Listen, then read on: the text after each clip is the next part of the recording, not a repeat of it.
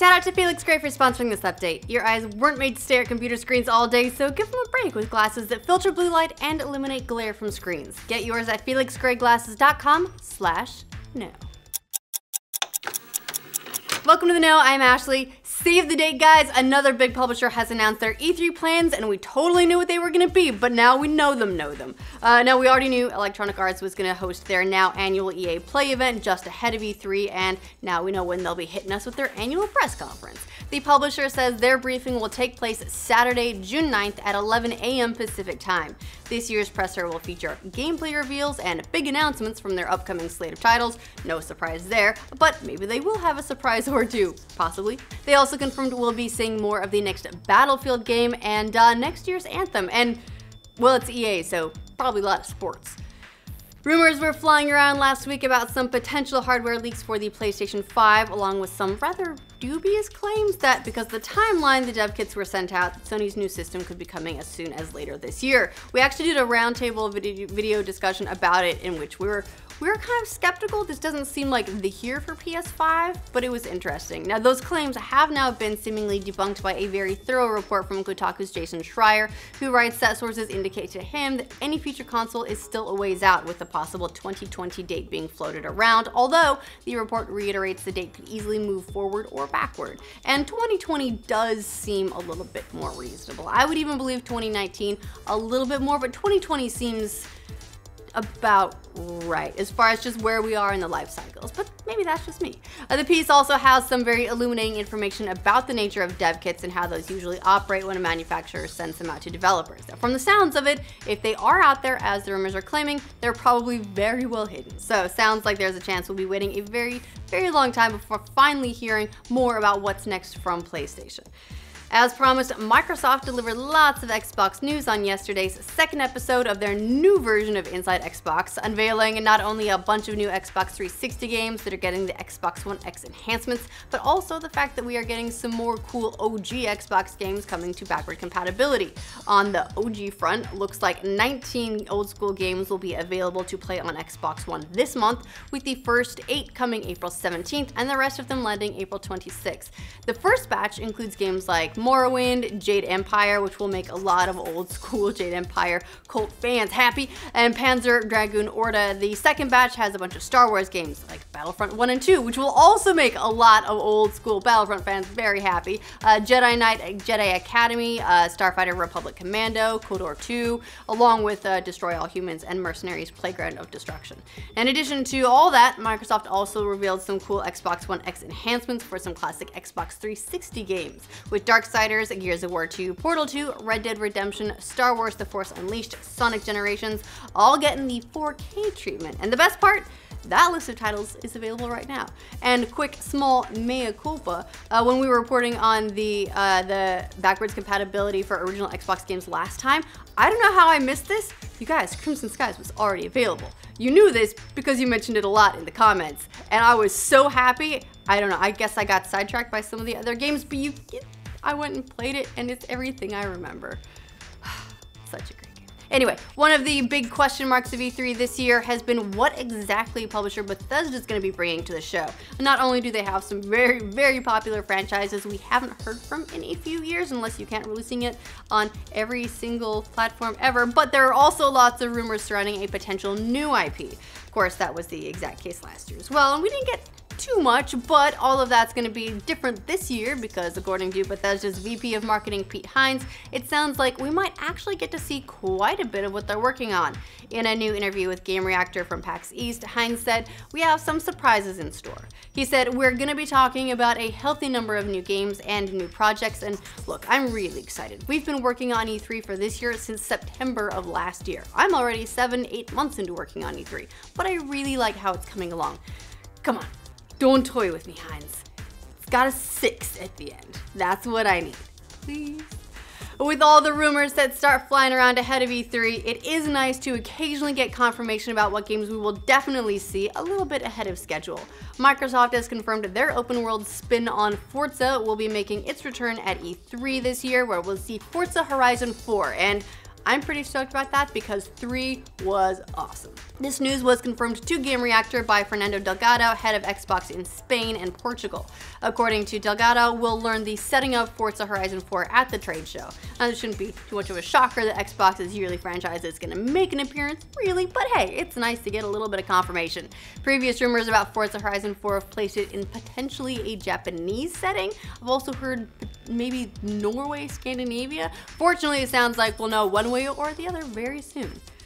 Boss Key Productions' new 80s themed battle royale extreme early access title Radical Heights officially launched yesterday. Well, extremely early access Steve launched yesterday, and it might already have hit some radical heights over the studio's predecessor, Lawbreakers.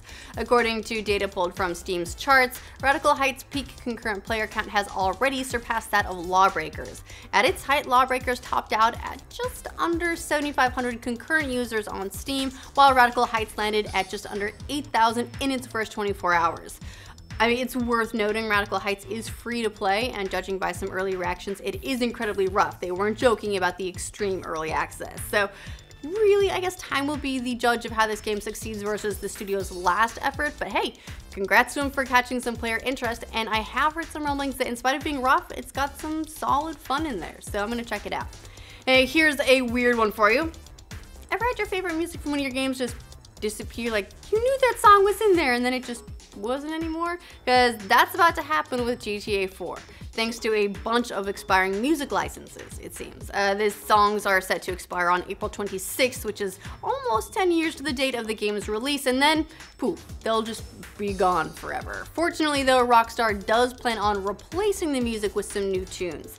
In a statement to GameSpot, the company said, due to music licensing restrictions, we're required to remove certain songs from the in-game soundtrack of Grand Theft Auto 4 and its episodes, in particular a large portion of the Russian pop station Vladivostok FM.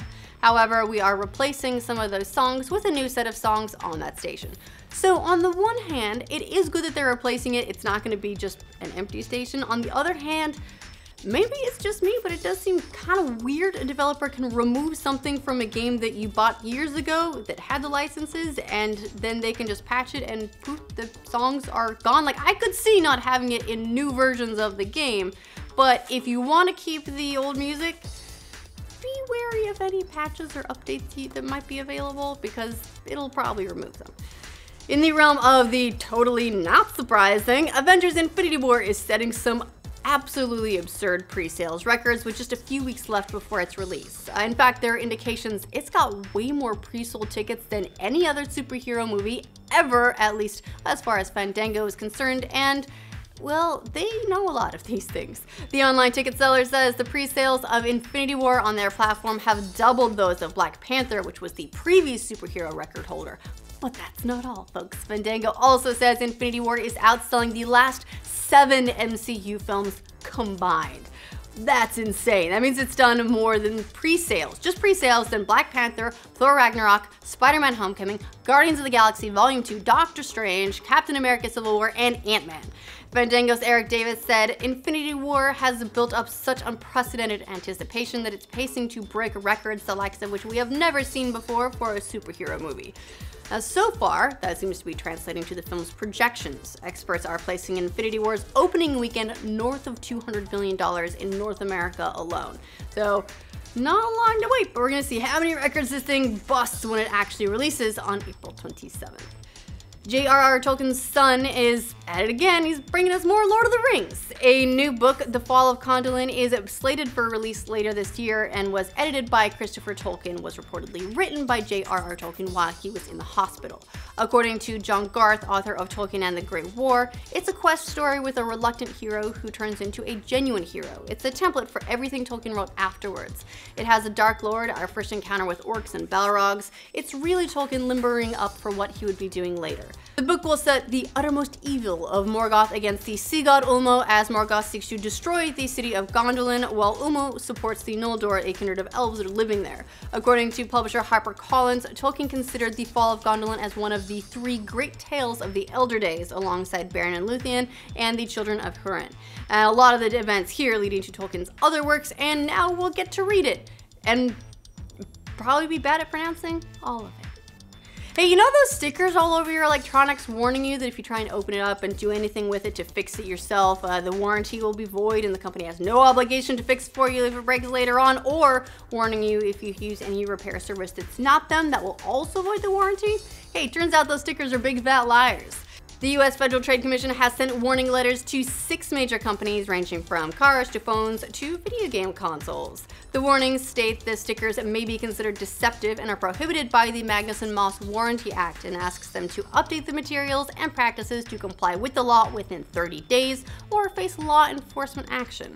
According to Acting Director of the FTC's Bureau of Consumer Protection, Thomas B. Powell, provisions that tie warranty coverage to the use of particular products or services harm both consumers who pay more for them, as well as the small businesses who offer competing products and services. So hey, fix it. All right, that's all the news we got for you in this roundup. Let us know what you think of all these stories in the comments down below. To make sure you get news from every corner of the internet every weekday, like this video. And if you're new to this channel, subscribe to The Know and you can get the news all the time too. Thanks to Felix Gray for sponsoring this update. If you've ever noticed your eyes get really kind of tired and strained after hours and hours of gaming, or I don't know, being productive, if that's more your speed, hey, go you. Or maybe one and then the other, well, there's a reason for that. Your eyes weren't really made to stare at screens all day. They need a break, and hey, you deserve one too. Felix Gray lenses filter blue light and eliminate glare without the color distortion you can see with some computer glasses, and they work across your computer screen, your TV, your phone. It's easy. Plus, their frames are made of premium Italian acetate, which is the same stuff that Versace uses, so you know it's fancy.